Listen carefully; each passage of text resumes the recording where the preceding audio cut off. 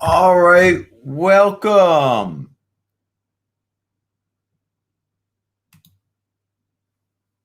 Hold on one second. Welcome. This is Patrick Preker. Welcome to this week's Peak Performance Mastery. Let me finish setting up a couple things here. We're going to get going in just one moment.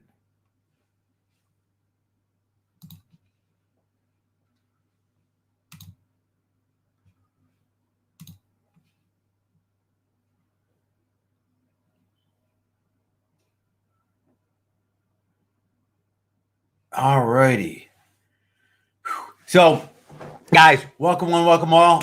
Again, Patrick Precord here. Welcome to this week's Peak Performance Mastery. You guys gonna have to help me out a little here, okay? Because we're integrating some new technology each week, and this week's been a bigger challenge than others. Can you do me a favor, right? And just give me a shout out. Let me know if you can hear me and where you're checking in from. Like, what is your group or organization? We've been fighting hard behind the sidelines here, trying to get all these pieces connected so we can stream to you guys flawlessly through our private Facebook groups, right? And it's been a little challenging, admittedly, not gonna lie. So if you can use that either a comment spot in your Facebook page or directly in StreamYard, just let me know that you can hear me okay, and that you're checking in. That would be awesome. And part two here is, as you check in, as you comment back and forth within your Facebook group, right? If you want me to acknowledge your name, you have to include your name in most cases, only because it doesn't, as it goes from our private Facebook group through this technology of StreamYard into me, somehow it ditches the name. So if I don't call out your name, it's not because I don't want to call out your name. It's because I can't see your name. And others like Steve, I can. Steve, welcome to the call. Checking in from Chicago. Facebook, and when it just says Facebook user, that's what I'm talking about. Checking in from Brookville, Maryland. Miss Rita checking in. Great to have you here, of course. Rita, can you also double check and make sure we're streaming on all of the Facebook pages for me? I believe we are. Just want to double check. Arthur, welcome. Coming in from Detroit. Great to have you here. Now, for those of you who are brand new to these calls, Peak Performance Mastery calls, and to me, right? Couple things, right? We go through. So at the end of the day, we're here for a reason, and it's to create change in our lives. It's to give us the tools and the skills to outperform who we were yesterday, get better than we were, to achieve that thing we haven't been able to achieve yet, right? So we go through some challenging topics. Not gonna lie. And today's topic is gonna touch a nerve with some of us, and that's okay. It really is. All I ask of you is give me a little grace when we do these. Appreciate they come from the right place, and know that it's one of the only times or places you're going to find a group of people like yourselves that are willing to do the hard work right behind the scenes to get to where we want to go. We're going to dive into this in just a moment. I do encourage you to be interactive, so it's not a monologue, so it's a dialogue going back and forth, and I'll do the best I can, keeping up with the comments as they come through this end. And I also suggest, too, that if for some reason I don't, especially if you're on your Facebook side of this, if I don't get your comment here, I will certainly get back to it sometime after the call. And this is for those in the future, if you're listening to this after and not during the live call, you're also more than welcome to comment, and I'll see all those comments in real time as they come through. Okay, it just won't be on the call itself, but I'll still respond to you, so feel free to interact and comment back. Whew. Wow, that was a lot right there. So we're gonna get rock and rolling here. So today's call is around the topic of success. Now, I don't want us to get too caught up on the subjectivity of the definition of success. It could be whatever you want it to be. Is that fair enough? Because that's not the relative point in it. It's separating, quite honestly, those who succeed from those who don't, and the reason why, the common denominator. There is, in fact, a common denominator between those who succeeded. And for the sake of this, let's use a very loose definition, right, of success being achieving what we set out to do, achieving our goals that are unique and special to each of us. So your idea of success might be different than mine because we have different goals, but the context of success is the same. We're able to achieve what we set out to do, right? Wow, Kate checking in from Manila, Philippines. How cool is that? That's awesome. Good for you. Of course, you're probably, I have to say, this shows I'm a geographical idiot when it comes to this. I have no idea what time it would be in the Philippines. You're like in the middle of the night, or you're the same time as us? I have no idea. Anyways, actually, it can't be the same time as us. I do know that. Alrighty. So, what we're set out to uncover today, right, is a common denominator of success, of those who achieve. Now, we've been led to believe, right? And I say led to believe by teachers, parents, school, everything else, that there's only a few things you need to succeed. Hard work being one of them. Steady, consistent, hard work, the grind, right? And although, and I'm not doubting hard work, I think there's a time and a place that we have to work hard, no doubt, right? It comes seasons, waves, right? But if hard work was a common denominator, and for it to be a common denominator, I mean, it has to apply to everybody. Have you ever worked hard and not succeeded? Or do you know anyone who spent an entire life working hard and has not succeeded outside of mediocrity, right? The answer is we all do. We probably have all been there at some point. So that means hard work can't be a common denominator. Can't be the one unique thing. How about discipline? Discipline is a positive word, a strong word, a powerful word. Is discipline a common denominator? Meaning that its present leads us into the space of success, and simply if it's there, then success will happen. The answer is, of course not. I know, my best friend from high school, even my dad, right? My dad was an engineer, a mechanical engineer, an electrical engineer, and he committed to going to school and learning engineer. He was very disciplined, put himself through school doing it. And then he got a job in a career as an engineer and spent like the good part of the next 40 years of his life disciplined, leaving the house every morning like at 6 a.m. to get to work on time, to open up the shop, the factory by 7 and be an engineer, and did that all day long for 40 years. He was disciplined. But that discipline never got him over a certain level of mediocrity that he was capable, as it relates to what he's capable of achieving. So discipline can't be a common denominator either, right? How about focus? Have you ever met anybody who's really focused in what they do, yet has not achieved the outrageous success that they're capable of? And the answer is, of course. I meet teachers that are extremely focused and committed and hardworking and disciplined. And many of them will tell you, they'll be the first ones to say, man, we struggle in life. Even though we know what we know, we're outstanding at what we do, and we're awesome. And we're focused and committed to the kids. The other side of life is we don't get paid enough for doing it. We struggle through life. So focus can't be a common denominator. Right?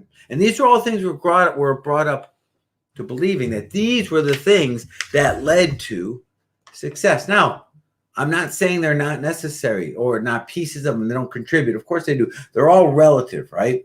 But they're not the common denominator. So I'm going to give you the short version first as we dive into this call. Okay? The common denominator, the one thing, right, that all successful people have and unsuccessful don't, is that they form the habits. It sounds so simple that you're going to first say, is that it? Is that all we're here for today? But you got to stay with me, because this is a deep piece of this call goes pretty deep. But we'll start out with a very high level, right? Successful people have formed the habit of doing the things that unsuccessful people won't do. Successful people have formed the habits of doing the things that unsuccessful people won't do. Everything that we want to achieve as it relates to success is a function of our habits. So what we're going to do today is we're going to dive in to that piece right there and understand the difference between what the successful people are willing to do and what those who are not successful. I hate using the word failures, right? The unsuccessful are not willing to do, okay?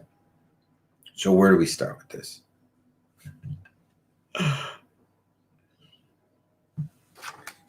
At the end of the day, we have to appreciate that society at large, now I'm not saying you guys, but we have to have some sort of context to this. Society at large is predisposed to mediocrity. We are not born to be great, contrary to what maybe your grandpa told you. We're born to be mediocre. It's in our DNA to stay the same, to accept good enough is good enough. In order to break free of that, we have to do the extraordinary. We have to be extraordinary in what we do every single day. It has to be part of our habits, our routines. Now, if you want a simple definition of habit, because we're going to use that word a lot today, habit is really simple. It's when your body knows better than your mind what it has to do. So it doesn't need your critical conscious thinking to execute. So when you've taught yourself and trained yourself through repetition to execute without thinking, it's at that point that it's a habit. It happens automatically without us getting in the way. You say, well, Pat, what's wrong with us getting in the way and thinking about it? Because then if we get distracted, we can't execute. You know, share really quickly just kind of the timeline, not the timeline, but the process of learning, right? Whenever there's something new to be learned, which is always, right? We always start out in the exact same spot. We start out in an unconscious incompetence, meaning we don't know what we don't know because, well, we haven't thought about it yet, haven't tried doing it yet. And the second we try doing the new thing, right, we quickly gain a consciousness around our incompetence. We quickly are aware of what we don't know because we can't do it yet. It's like when I taught my 16-year-old daughter how to drive, when I first put her in a car, she was unaware of what she didn't know. She's unconsciously incompetent. I said, start the car. She starts the car, it lurches forward. It was a standard car. It was in gear. It scared the crap out of her. She immediately went from an unconscious incompetency to a conscious incompetency. She now knew, man, she has no idea what she's doing. But through repetitions and teaching and training and time and repetition, she finally gained a certain level of competency. So now she had a conscious competency. Through conscious function or conscious concentration, she could execute, right? She could pull up to the stop sign, press on the clutch, let off the gas, depress the brake, right? And not stall the car. She had a competency, but it required a consciousness. It meant she wasn't there yet. She didn't know how to do it yet. She just had a consciousness around how it's to be done. So, Pat, it doesn't mean she knows how to do it? No. And here's why. Here's why. The second I interrupted her, the second I broke her focus, I asked her a question. She didn't know the answer. I said, honey, when do you graduate next spring? And she wasn't graduating next spring, so it required her to think a little. And I did it just at the moment she should have been focusing on the clutch out and the brake on, clutch in, brake in, all that kind of stuff. And it broke her concentration. She stalled the car. So even though she consciously knew how to do it, she didn't subconsciously know how to do it. Didn't know how to do it. It's not a habit. So when it's not a habit and we get the process interrupted, guess what? It stops. Well, a few weeks later, same stop sign, same type of questioning, but I could see she had it. And she didn't stall the car. I go, honey. She goes, what did I do? I go, it's not what you did, it's what you didn't do. You didn't have to think about putting in the clutch and letting off the gas and depressing the brake. You've now memorized subconsciously. Your body knows better than your mind how to execute. That's a habit. And successful people have made a habit of doing the things that unsuccessful people are unwilling to do. That's what we're going to dive in today. You may say, wow, that's it. That's all we're here for today. Oh, there's a lot we're here for today. So now that we understand what a habit is, right? A habit is very simple. It's when the body knows better than the mind. It's buried in the subconscious. It doesn't need you. It's like typing, right? If you had to think about where every letter was, you wouldn't be able to type nearly as fast as you can type, but it just happens. So you say, all right, well, then what? What connects the dots between having a result that you want and actually doing the work that you want to do?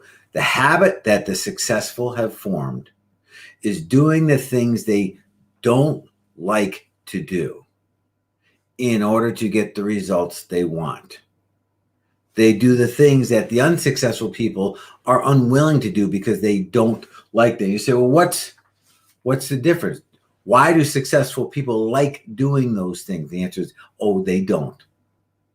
They don't like doing these. And this is one of the misconceptions that we hear all the time. Do what you love and love what you do. No, it doesn't work that way.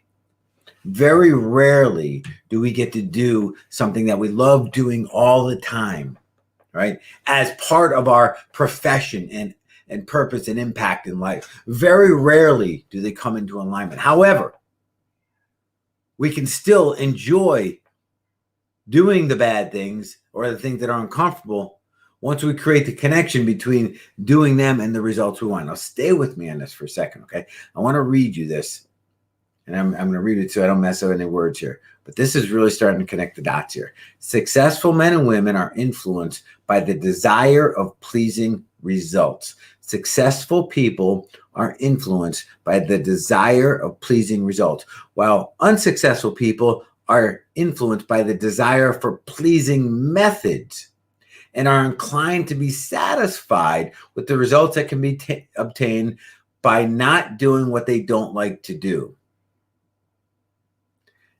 Unsuccessful people are influenced by the desire for the pleasing methods and are inclined to be satisfied to accept whatever they get out of that, as long as they don't have to do whatever it is they don't like to do. In other words, successful people have found that they can be perfectly cool with doing the hard work today and delaying gratification to the end, to the pleasing result, the outcome, the real purpose behind what they do. Where unsuccessful people need immediate gratification in what they do and don't anchor it to the achieving of the outcome, the bigger result, which brings us into another piece in this call, okay? Understanding purpose. Now, some of you may argue with me and disagree with me, and that's totally okay, all right? But I got to share something with you that I know is true. Right? What we do and why we do have to be connected. Otherwise, when we get to the things that we don't want to do, we're no longer going to do them because there's not a big enough reason behind. So look at it as a seesaw, okay? And on the left, we have staying the same, and on the right, we have change. And remind yourself, we are predisposed not to change. It's in our DNA to stay the same, to accept mediocrity. It's unfortunate, but it's true. Okay? We're predisposed to stay exactly where we are. Now, on the left, we have the pain of staying the same, of not achieving, of not getting the results we want. And on the right, we have the pain of change. And the pain of change comes out of the space of fear of failure, fear of loss, fear of the unknown, a lack of certainty, which is a great way to summarize all of that. Human beings do not like uncertainty, right? I think you'd all agree with me. It makes us feel good, enveloped in certainty. And whenever we change, whenever we step out of the known into the unknown, which is something different, and it's different because we haven't done it yet, and that's what providing the opportunity for growth, right? Puts us in that space of uncertainty, and that is not a good feeling. We know that for a fact. And then out of that creeps those fears: fear of judgment, fear of loss, fear of failure, the general fear of the unknown. These are all inhibiting our desire to really do the work, do the things that we don't like doing in order to have the thing, right, that we really want. So the seesaw goes like this, right? And unfortunately spends most of its time here, where the pain of staying the same is less than the pain of change, right?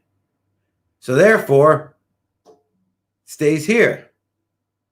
But when the pain of change, right, gets so great that it overwhelms the pain of staying same, we'll finally do something about it.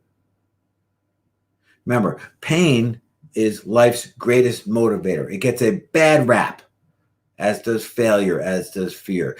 Pain is our greatest teacher Greatest point of clarity in life. When pain shows up on our lives, it gives us very specific instruction as to what to do next. And what do we do as human beings? Typically, when pain shows up, we immediately move to anesthetize it, to make it go away as fast as possible. When in fact, we should stop. We should lean in. We should embrace the pain and listen to what it has to tell us. Pain ain't there by chance. It's not there by mistake. It's like nature's greatest instructor showing up exactly when we need it, and we make it go away. How do we make it go away? Distract ourselves, right? Get busy doing something else. Maybe it's having drinks at the end of the day. For some of us, maybe it's smoking first thing in the morning. Those are all distractions to anesthetize the discomfort of pain. Picture it this way. You're running down the street, right? And you twist your ankle, and that ankle immediately swells up. Tremendous amount of pain, right? If you followed the same methodology and happen to have a shot of cortisol in your pocket, you pull it out, injected it into the joint, and it immediately anesthetized the pain, you just keep running on it. What do you think is going to happen? Is it just going to magically go away? Magically get better? No, it's going to get a lot worse. It's just a function of when and how quickly and how bad it gets. Whereas if you stopped, paused, and leaned into the pain, message is clear. Take all the weight off of your ankle, hobble home, get your ass in bed, put that thing up, elevate it, wrap it up, ice it. Let's take care of it. Let's make it better, because then you'll be back better and stronger the next time. And you know what? You're going to learn a lesson out of it too. You're going to either get better sneakers, or you're not going to run on such a shitty sidewalk. You're going to figure out something to do it better next time so you don't end up in the same spot. That's the power of pain.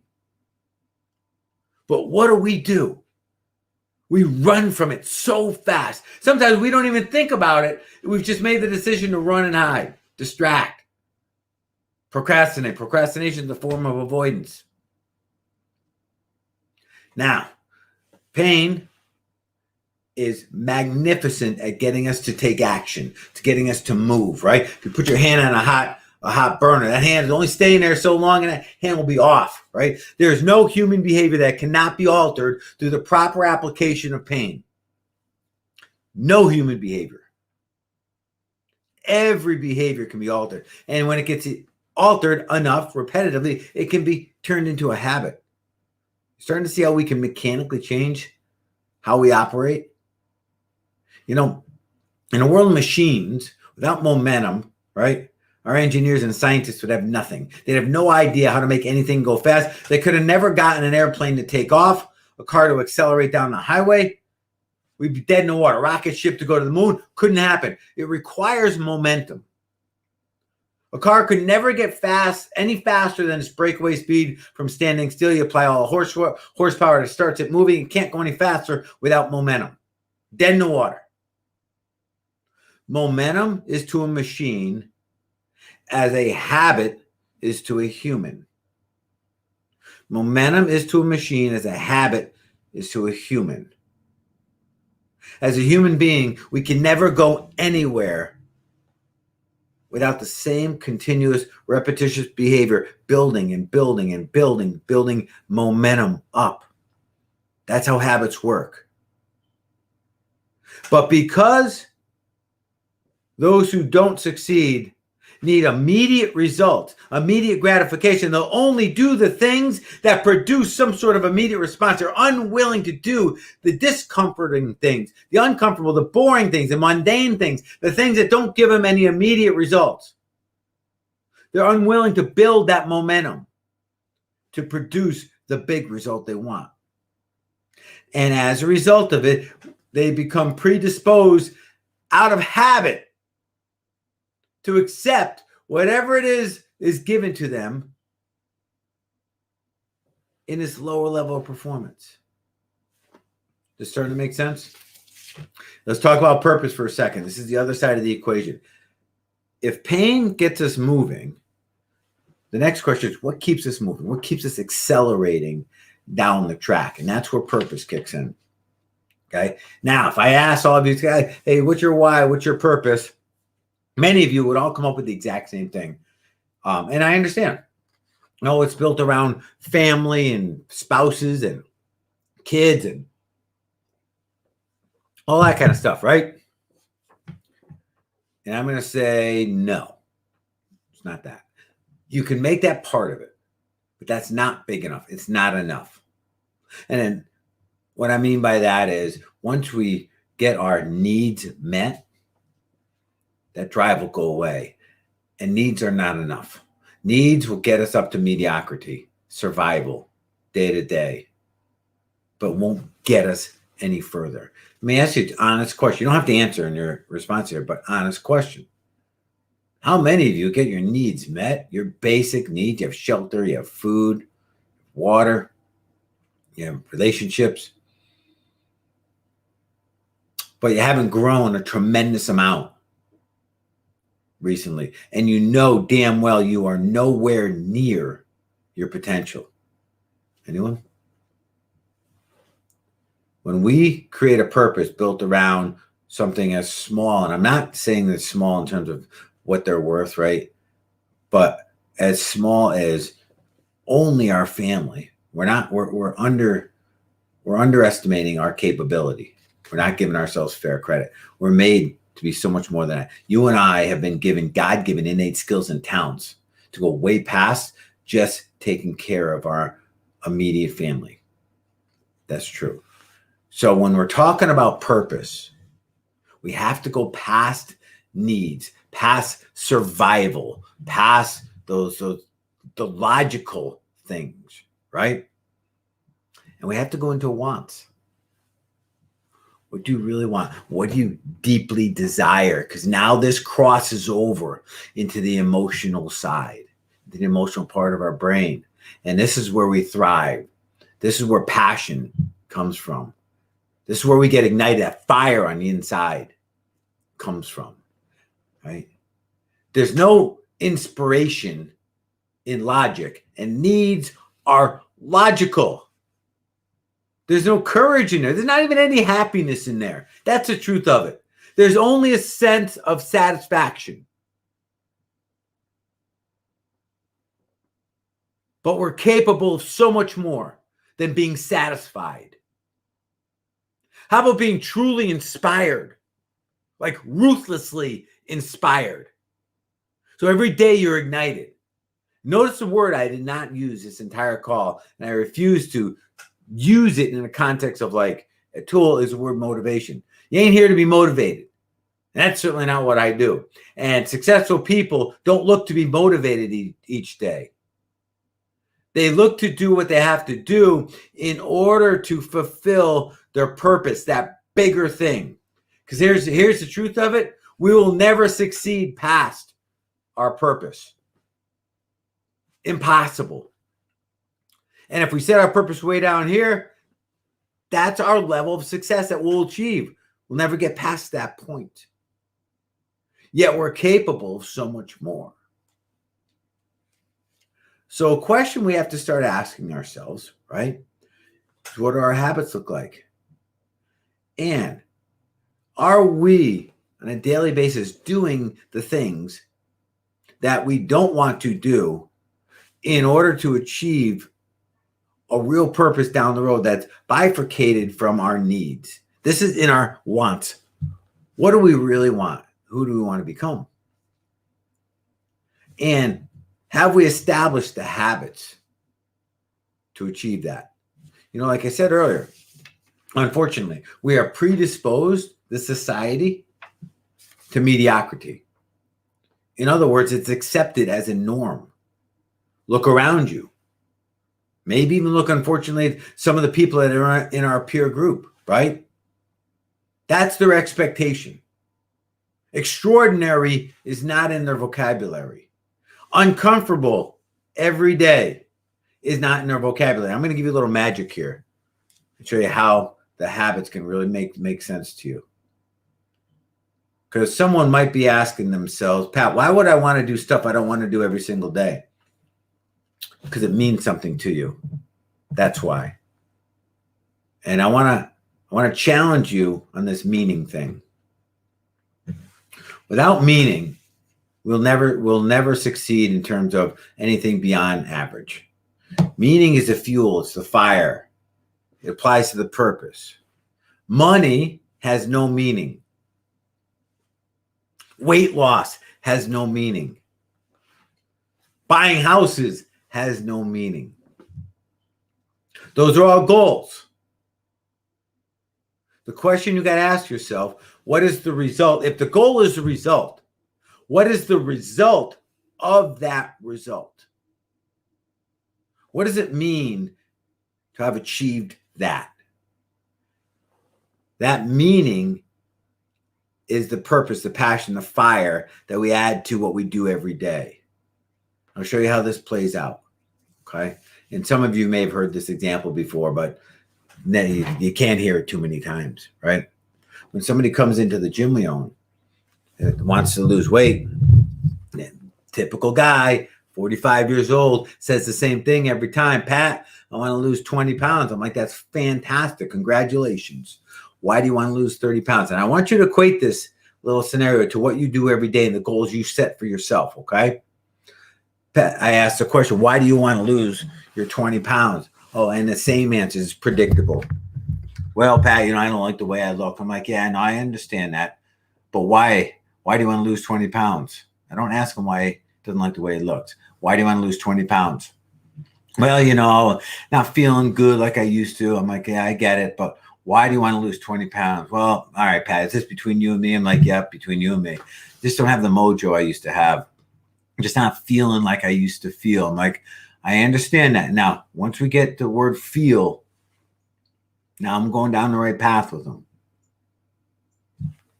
Pat, I'm not feeling the way I used to feel. And I'll ask him a little bit about what that feels like. I understand all that, but why do you want to lose 20 pounds? And we'll get to the root core here. And it's painful. Pain is what gets us to take action. But because we've been burying our pain, man, we lose that fire. Right? Why do you want to lose the weight? Well, all right, Pat, I'm going to be honest with you. I'm like, yep, that's all I asked from the beginning. And I'll share with you guys too. The honesty part is key in this process. Nothing can change except from the truth. If you write anything down, that's a good thing to write down. Truth can only evolve, right? Change can only evolve from the truth. All right, Pat, the reason I want to lose the weight is this. I think I've lost, I don't think. We've lost a spark in my marriage with my wife, our relationship, and I'm worried, and I don't want to lose her. I'm like, so you want your queen back? Because, yeah, that's what I want. I'm like, you know what? That's what we sell here. Let's get going. Now, stay with me. Now we've got meaning. It's not about losing weight. It's about, in this case, him earning the favor of his wife back in his eyes, right? So watch how powerful this is. He doesn't show up one morning. He's supposed to be there at 5:30. He'll get an outbound call 15 minutes later saying, hey, Joe, this is the gym. Just checking in on you, where you at? And he'll immediately go, oh, my car, my alarm clock, my kids didn't sleep, blah, blah. Joe, stop. I didn't ask why, Joe. Just want to know where you're at. Let me ask you a question, Joe. Are you giving up on fighting for your wife? Is that what I hear? That question doesn't have to get repeated because Joe's in the damn car driving to the gym already, right? That's the power of pain and meaning in achieving what we do. Now, bring it back to habits, daily habits, right? He don't like being at the gym at 5:30 anymore. Doesn't like getting his ass out of bed at 5:30 anymore. But when he can connect the dots between those actions, those activities, and him getting the result and the result of the result, he can finally start to enjoy and embrace doing the things that unsuccessful people are unwilling to do and make a habit of doing them in order to achieve a delayed result. That's the difference between successful people and unsuccessful people. Unsuccessful people need immediate gratification. No, I'm going to stay in bed nice and cozy and feel all comfortable this morning. That's immediate gratification. Every decision you make has a consequence. That's immediate gratification. That's the unsuccessful person. Versus the guy or gal gets their ass out of bed at 5 a.m. in the morning, trudges out in the cold weather, gets their ass to the gym, and does the hard work, despises every moment of it, and loves that they did it all at the same time. Successful people have made a habit of doing what unsuccessful people are unwilling to do. That is the common denominator between succeeding and not succeeding, between accepting a life of mediocrity and surviving and settling versus leading an extraordinary life in the context of what we're capable of. And we're all capable of this, every single one of us, way beyond what we even know. That's the magnificent part about it. But because we're surrounded by a world that encourages and embraces staying exactly the way you are, it at times can get difficult to pull out. Could you give an example of everyday habits of successful people in business? A morning routine. How about a morning routine? Absolutely, man. Thank you for the question. Morning routine is something I do every single morning. I get up, right? And I go through my entire day as if it has already happened. I walk through my entire day as if it has already happened and everything that has already been achieved successfully. And even doing the hard work that to someone else may be very uncomfortable. But once you go through it and you get to the other side and say it didn't hurt that much, when we actually come upon doing it, it's pretty damn easy. And sometimes you wake up and on your list of to-dos are some things that are not so easy. Getting on a phone, having a really hard conversation. Maybe you have to fire someone today.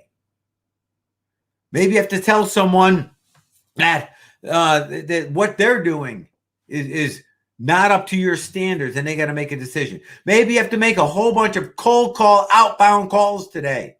Maybe you have 3 hours straight of calling people who do not want to talk to you, who do not want what you're selling or pitching. But when we walk through that routine in the morning and experience it, call by call by call by call, before it even happens, as if it had already happened, coming to do with it now is just a function of execution. It ain't not going to happen. That would be an example of doing a small little habit, right? In business, starts changing things.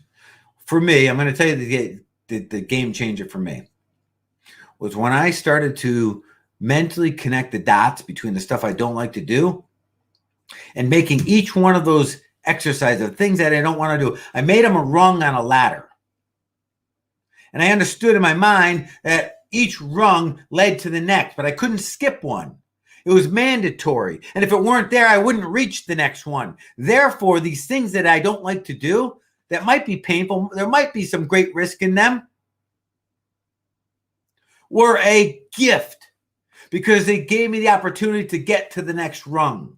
So instead of seeing them in a light of pain or discomfort or risk of failure, I see them as an amazing opportunity and a blessing that they're there for me. And do you not think when you change the framing like that, it does not change the way you execute and the likeliness that you're getting the results that you want? They go hand in hand. They can't be separated. You know, radio stations broadcast at all times, all of them. They're always out there. I think you'd agree with me. I don't know how many are within the range of your radio, but hundreds of them are available, right? But you can only listen to one. And that's the one you dial into. That's the one that you've tuned in your receiver to match the radio frequency that's being broadcast. Well, if all possibilities are being broadcast at all times, which they are, the one that becomes probable is the one that we start getting our radio station dialed into. It's a little staticky. The one that becomes likely is the one that, man, now it's getting really clear. And the one that becomes the result and the outcomes where we finally stop that needle and we're dialed in perfectly to that frequency.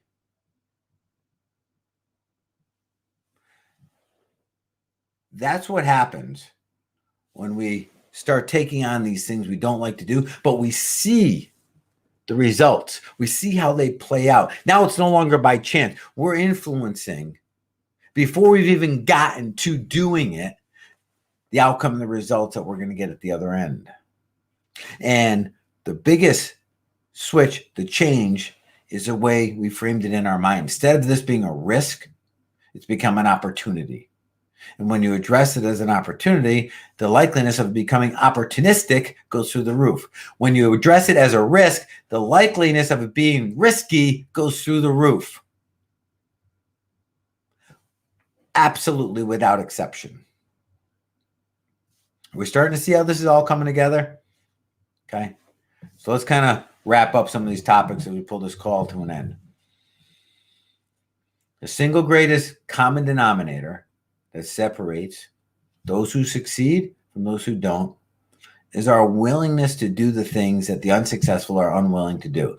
Those things are defined by things we don't like to do. Now, that doesn't mean that successful people like doing them, just the contrary.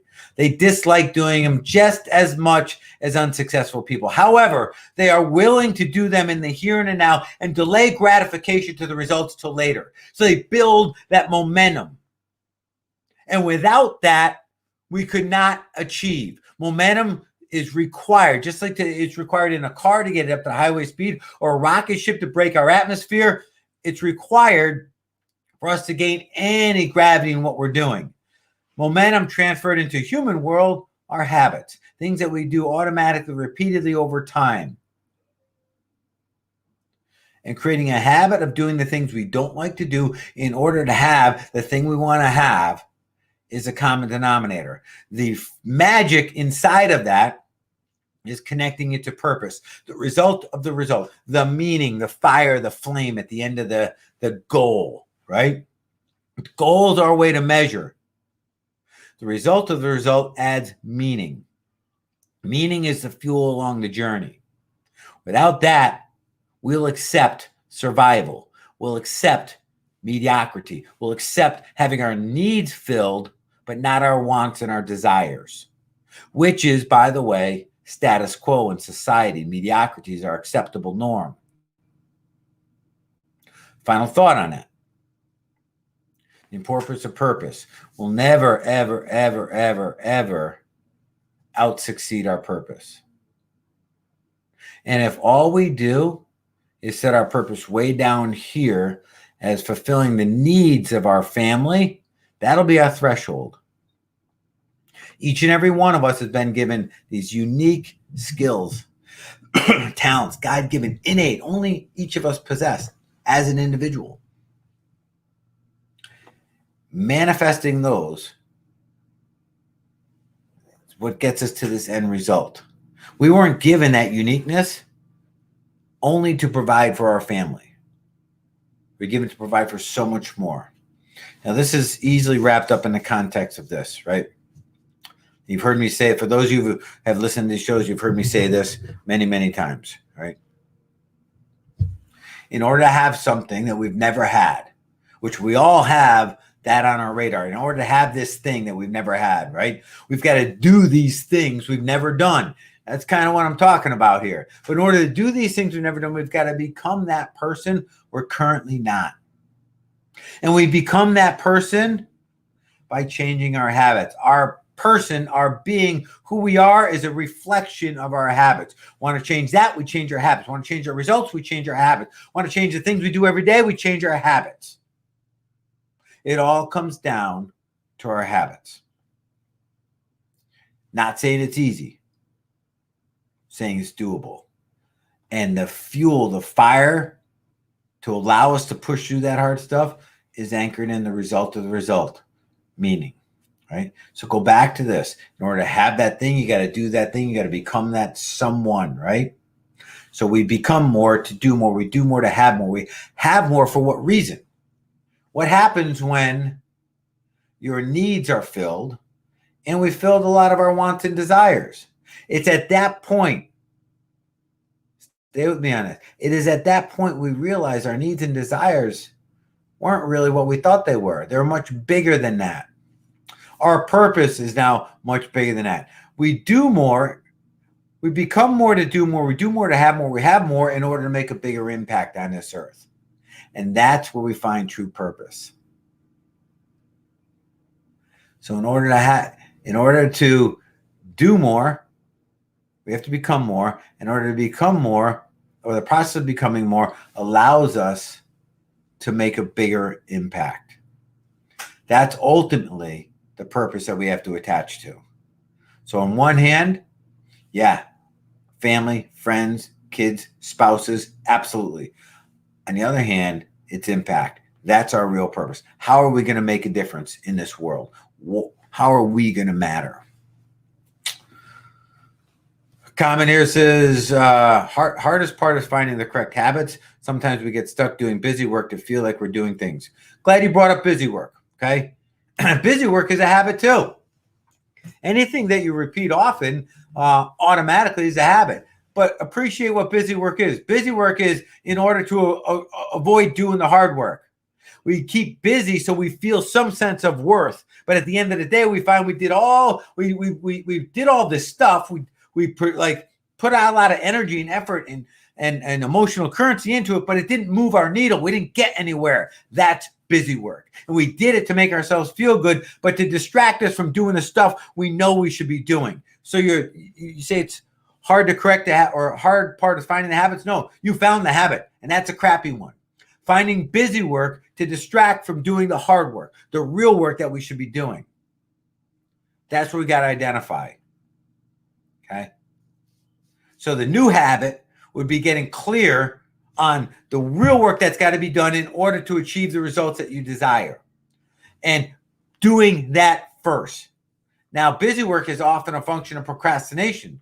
We procrastinate over here so that we don't have to do the hard work. And instead, we fill it in with all this bull crap. Let's call it what it is. It's busy work, but it's not productive work. That's the bad habit that's got to get altered and changed. So, well, Pat, how do I figure out what I have to do? That's really simple, ladies and gentlemen. Let's be honest. That's the part that you already know.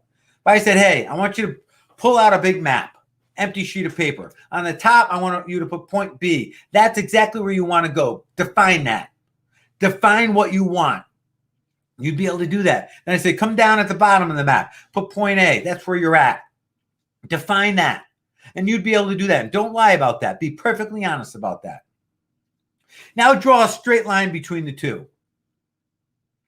Only put activities on that line that move you directly from point A to point B, and have the discipline not to be distracted, not to be pulled off that line. Remember, distractions do not happen to us. We seek distractions to avoid doing the hard work, and that's a habit too. We seek distractions. They do not happen to us. Oh, no, it happens to me. Stop. Stop with that kind of language, because you're wrong. Except that we are in control. We are in control, not this. Okay? The world does not happen to you. The world happens for you. Let's stop screwing the game up ourselves. Put your point B on the board. Put your point A on the board. Put a straight line into it and fill it in with activities that you know move you directly towards that outcome. Look at it as a roadmap. And no, you will come to a four-way intersection along this roadmap, and every turn will have a shiny object. But because you drew a very definitive path to your result, you now know that there's only one right turn. And the other possibles, right, that exist, that seem like great opportunities are not opportunities to you. As a matter of fact, even considering them is a treason against your mission. Get that committed to your result. Get that passionate about your result. And appreciate every time you choose a distraction. You run the risk of never getting back on course. You run the risk, in that example I gave you with the gym and the spouse, of giving up on fighting back for your wife. Every single time you choose a distraction, you run the risk of never getting back on course. Are you willing to take that risk? That's how serious you got to get about this. Let it get really real. Because everything I say is true. It takes one bad turn sometimes, never to return on your mission again in life. And I'm giving you guys an opportunity right now, right, to get recentered. Put that point B up, put that point A on. Draw a straight line. Get crystal clear on what needs to be done to achieve it. And do not allow that shiny object, that distraction that used to happen to you. Don't let that stuff in anymore. Accept the responsibility that if you choose something other than this straight line, you are actively committing a treason against your results, and you may forever put them off. Final word. Every action taken today is just one little bit easier to do tomorrow. Start something today. Tomorrow will be slightly easier to do. The next day, it'll be even a little easier. Day after that, even a little bit easier.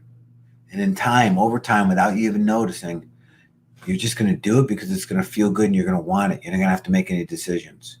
It's just going to happen. That law right there, body in motion tends to stay in motion, works in reverse as well. When you start, and we're all good at starting, we get motivated, we get inspired, right? We got to push through that threshold. Because if we start and we're doing good and things are good, then one day we're like, oh, I'm going to give myself a little break. I'm going to take off today. Well, guess what? Tomorrow, it's just a little easier to take off. And the next day, a little easier to take off. And before long, without choice, you're done. You're dead in the water. You've stopped. And again, we accept survival. We accept getting our needs filled, but never strive to have our true desires fulfilled. It's been a pleasure, ladies and gentlemen. Appreciate you guys. Listen, all your comments will get responded back to in the Facebook pages as we go throughout the week. Please make this an active discussion, okay? What I'm sharing with you guys, and mind you, all of you are in a very tight little narrow group here for a reason, okay? There's someone that really cares about you. This is how we create change in our lives, right? And start rising up into the glory that we're capable of. I don't care where you've been. It don't matter. But it's all been required part of our process in order to get us where we want to go. But we ain't looking backwards. We're only looking forward. No comments says that little break problem happens to me all the time. I get it. I understand. But now you know how dangerous it is to take that break. Because all it takes is one. And you've altered the trajectory you're on tomorrow. You do it again. You've altered that trajectory a little further. Call yourself on it. Challenge yourself on it. Ask yourself the second, just like I asked that guy in the morning who still got his ass sitting in bed. I didn't ask him if he's given up on losing 20 pounds or if he wants to work out today. I asked him if he's given up on having his wife back. Connect the dots. That's where the fuel comes from. You guys are awesome, man. It's been a pleasure. Peace.